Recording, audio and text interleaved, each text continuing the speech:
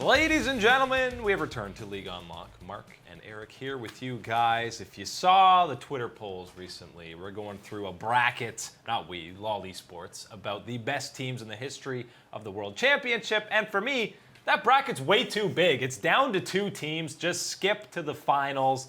We know it's only 2 teams. Those are the only ones that you can argue about, and we are going to argue those very 2. Of course, we're starting 2014. Samsung White. It's Samsung White and SKT. Those are the only 2. Hey, and you can only give one shout out here. There's only one honorable mention out of all those teams, and that is 2016 Rocks Tigers. Special spot in my heart for those boys and what they were able to do and just come up just short here. But we got to talk about the winners, the top dogs here in all of the history of the World Championship. And for me, it is as simple as these 2 teams to lead it off here, Samsung White and SKT. How could you not be talking about any other team here than these 2?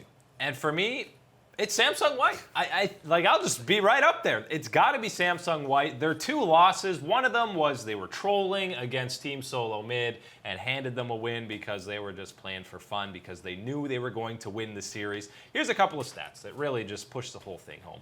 They had the fastest game time in the entire tournament, sub 30 minutes, Perfect. And they're winning all these games. Usually, that's the average game time of the worst team at the tournament, but they were the very best, winning sub 30 minutes. And the 5 highest KDAs in the entire tournament, every single position, was the 5 members from Samsung White, who happened to also play the most games at the entire event. I want to say near perfection here from Samsung White, but that's not fair because it actually was pretty much perfection here from this squad at this point and what they were able to do. And hey, if you're even talking about just World Championship skins, I think that Samsung White will get the advantage there as well. That's an important point, yeah. Major point here. You got to give that major props over to Samsung White. Thresh, that is perfection right there. And then again, it really comes down to, for me at least, what do you value the most here? Because when you're talking about Samsung White and what they were able to do in 2014 before the big Korean exodus that happened the next year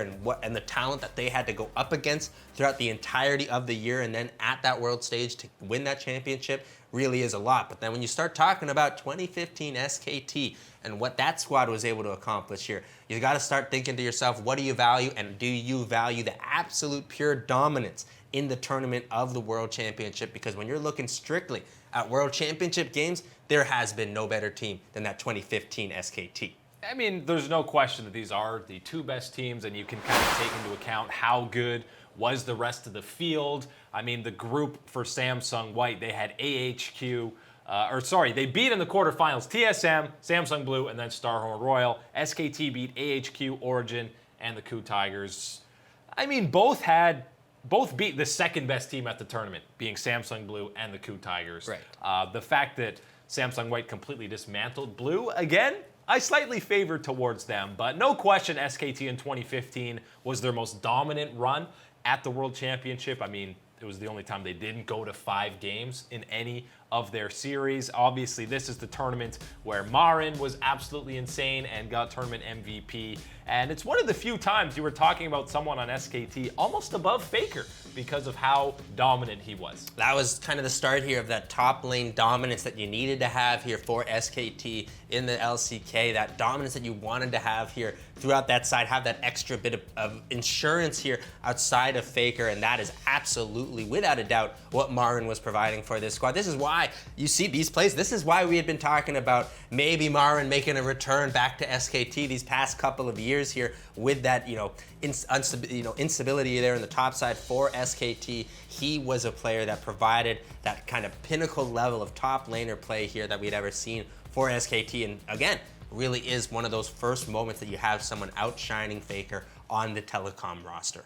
Yeah, and I mean, across the board, SKT, you could probably say, had the best in every position at that tournament. If you're looking at the actual groups that they were drawn into, both were actually pretty easy. Samsung had Dark Passage, EDG, and AHQ.